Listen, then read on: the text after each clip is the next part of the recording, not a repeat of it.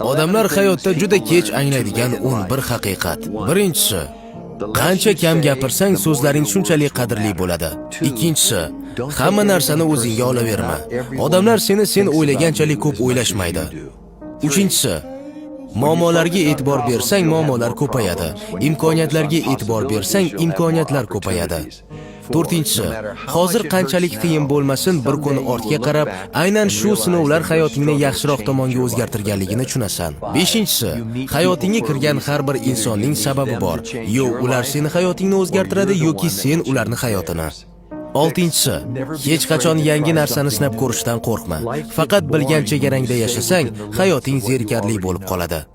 Yettinchisi, bir lahzaning qadrini u xotiraga aylangandan keyingina chinakamiga tushunib yetasan. 8-si, minnatdor bo'ladigan narsalarga e'tibor berishni boshlasang, yetishmayotgan narsani kamroq o'ylaysan. 9-si, agar o'zingni boshqara olmasang, kelajagingni ham boshqara olmaysan.